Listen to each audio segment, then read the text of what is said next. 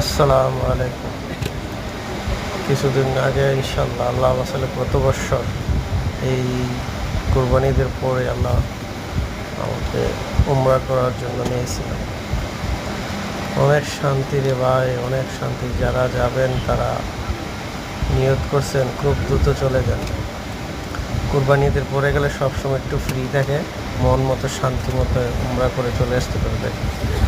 মনে করি সময় থাকতে, বয়স থাকতে উমরা করতে সবাই যাবেন, খুবই ভালো।